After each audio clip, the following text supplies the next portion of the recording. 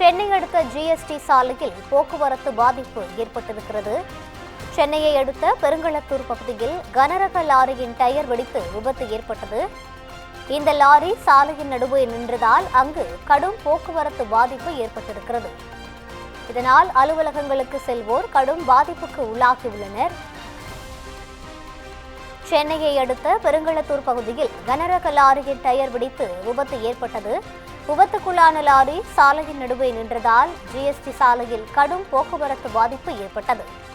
இரும்புலியூரில் இருந்து பெருங்களத்தூர் வரை போக்குவரத்து கடுமையாக பாதிக்கப்பட்டிருப்பதால் வாகன ஓட்டிகளும் பொதுமக்களும் கடும் அவதிக்குள்ளாகியுள்ளனர். சென்னை ஜிஎஸ்டி சாலையில் கடும் போக்குவரத்து பாதிப்பு ஏற்பட்டிருக்கிறது. இதுகுறித்த கூடுதல் விவரங்களை வழங்குவதற்காக எமது செய்தியாளர் சக்திவேல் இணைப்பில் இருக்கிறார். வணக்கம் சக்திவேல், முழு விவரங்களை பதிவு செய்யலாம். நிச்சயமாக வணக்கம் ரூபி. சென்னை புறநகர் பகுதியில் வசித்து வரும் பொதுமக்கள் சென்னையில் பணிபுரிந்து வருகின்றனர்.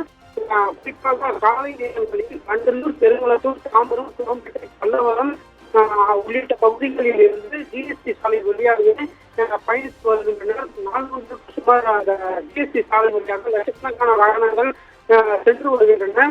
இதனால் கடும் போக்குவரத்து சிக்கி பணிக்கு உரிய நேரத்திற்கு செல்ல முடியாத நிலை ஏற்பட்டு வருகிறது.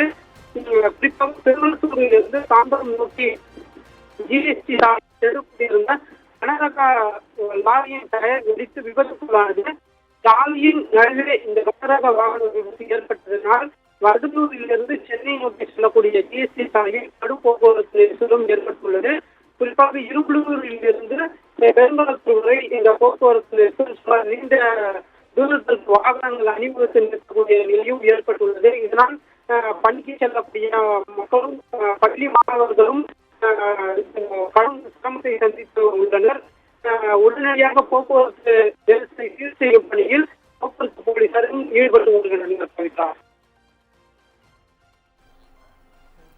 விவரங்களை வழங்கியமைக்கு நன்றி சக்திவேல்.